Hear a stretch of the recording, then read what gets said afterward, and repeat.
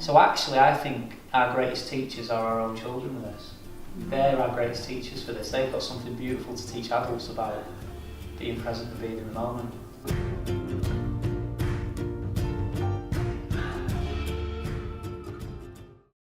he wasn't really thinking through, right, oh, look, I've got a dance. Honestly, I should have just took my laptop, got a playlist on. It's good for Alexis as well for us to say coaching isn't counselling, it's not psychotherapy, just so that, because then almost it makes it go.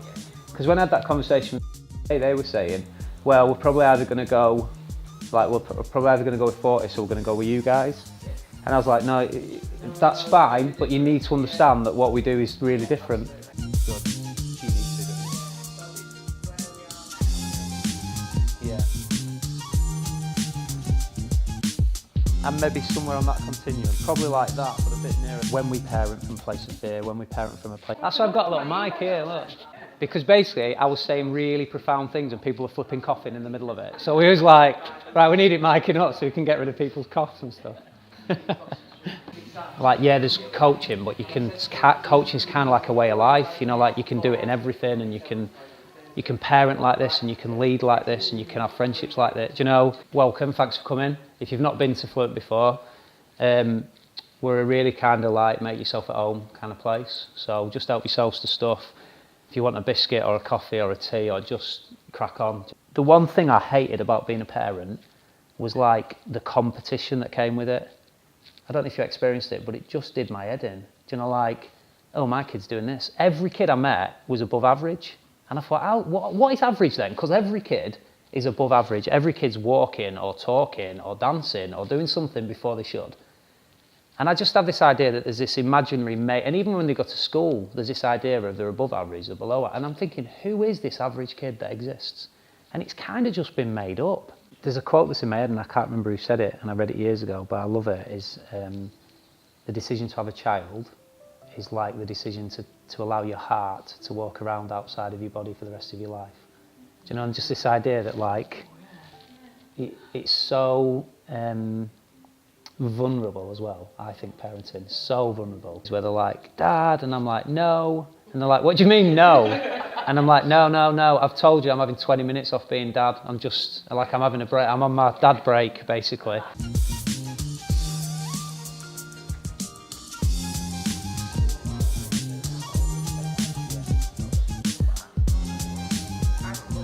The idea for this course actually came from people who'd been doing our coaching courses coming back and saying, this has really shifted the way I think about parenting. You know, so that made me start thinking, oh yeah, maybe there's some mileage in actually trying to make it more overt that we're putting these two together and actually saying, yeah, coaching can make a difference to the way you parent.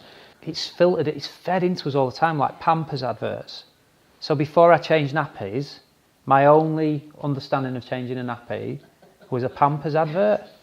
Yeah, and I'm like some gorgeous mum who's going, the cleanest baby in the world who's giggling as her nappy gets changed. Yeah, and then I'm covered in shit with a screaming child, you know. And then my reality actually, I think, has a potential to make me feel like I'm failing or doing it wrong or not getting it right, or because of what I'm presented with is something that's very different from what's really going on. Does that? Yeah, no, So this is a real big part for me of being a coaching parent, is this idea that we can really start to try and understand what our child's map looks like. What does the world look like through their eyes? What is it? Because there's so much of our adultness, I think, that actually distorts our parenting. And I think it'd be really interesting to see and start to get to grips with, what does it look like in their world? Because I'm aware that so often, as parents, me and my wife, make a big deal out of something that in their world is not a big deal. And other times we minimise things that in their world is a huge deal. But then if I really think about how often I've really been with my children, and I don't mean physically being with them, because I've been in proximity with them quite a lot, what I mean is how often I've really been fully present with them, not thinking about the next thing I've got to do or the thing we've just done. Sometimes actually, for me at the end of the week, that can be very little. And this is the bit for me as a parent, if I'm failing in anything, I think the bit I'm failing in is the being bit. Because when I start to think about this, I think my kids want me over and above anything they want me to do. I genuinely think that. I genuinely believe that. I think actually there's something really powerful and special about being present with another person. I think it's actually where, if we talk about building children's self-esteem and confidence, self-confidence, that sense of self, I think that actually comes from being with them. Like them knowing that they're... Nick Luxmore talks about this in a book called Feeling Like Crap,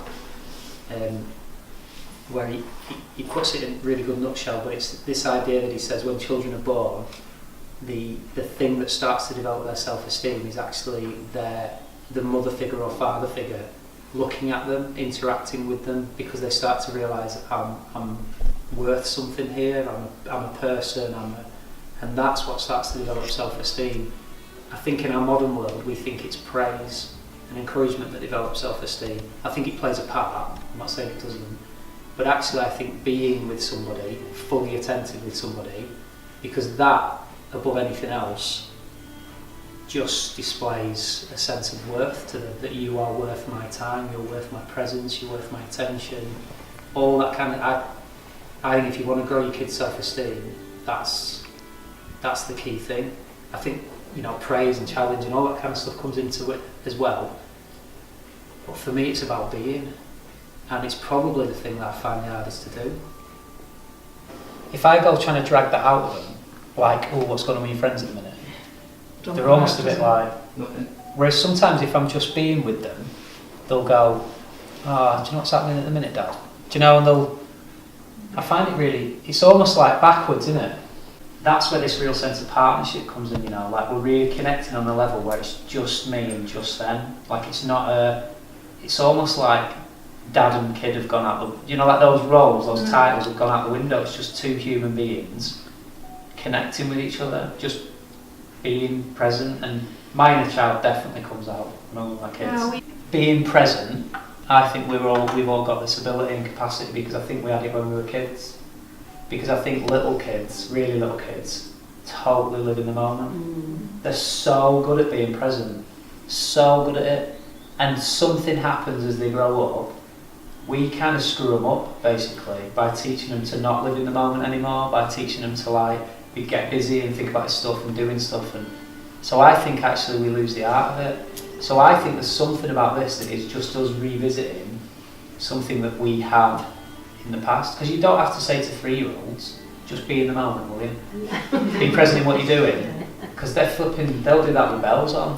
So actually I think our greatest teachers are our own children with this. They're our greatest teachers for this. They've got something beautiful to teach adults about being present and being in the moment.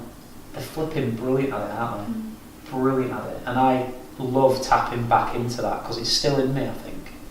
That 3-year-old that I once was is still in me, that ability to just be present.